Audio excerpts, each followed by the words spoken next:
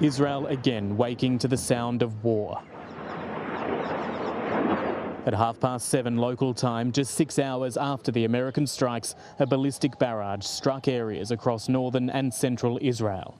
At least 40 missiles were fired according to local media, wounding at least 16, one of the missiles hitting a residential area north of Tel Aviv. Rescue crews digging and cutting through the crumbled block of flats. There are a few people that are still trapped, that they're working on getting them out. They are communicating with us, and once the Home Front Command is able to get to them, they'll be transported as well to the hospital. The home of an Australian family living nearby bearing the brunt, the safe room in their house saving their lives. What we heard was a massive boom. The whole room shook much more than any other boom that we've had in the last week or in the last 21 months. We heard glass shattering.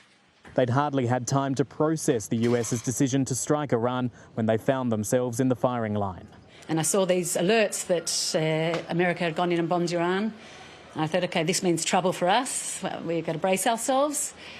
And then sure enough, an hour and a half later, that's when we got the sirens and this big boom. Even though the missile didn't hit this property directly, it hit just a short distance away. All of the windows in the house have been completely blown out. If we come through here, you can see that the roof has partially collapsed as well. There is no way the family can stay here, and they're having to seek out new places to live with family and friends. The Iranian regime with its back to the wall, showcasing the missile launches it's using to retaliate as Israel's Prime Minister talks war and peace after the unprecedented US strike on Iran. President Trump and I often say, peace through strength. First comes strength, then comes peace. And tonight, President Trump and the United States acted with a lot of strength. A key question on people's minds here: is this just the beginning of a much larger Iranian response? Matthew Doran, ABC News, Tel Aviv. Let's bring in our correspondent Eric Torczyk in Jerusalem now. Eric, how hard will it be for Iran's leaders to now respond to these strikes?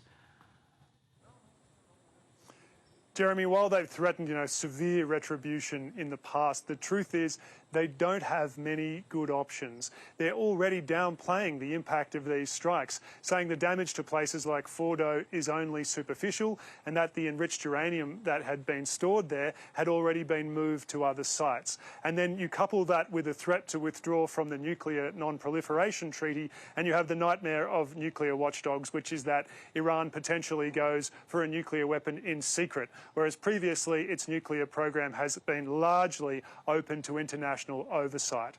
But perhaps why we're not seeing direct attacks on US interests in the Gulf region is because Iran's leaders know that would invite further strikes and more serious consequences. So we haven't even seen strikes upon US bases in Iraq from the Shia militias in Iraq, which has happened in the past. But the US has indicated that this is really one and done, a single set of attacks on the nuclear facilities, and then it wants to return to negotiations. So Iran's leadership is acting like that this has been contained, and in the past it could be because it fears that if it was to invite further retaliation from the United States, it could threaten the survival of the regime, and that's something that the clerical leaders of Iran have always prioritised more highly than anything else.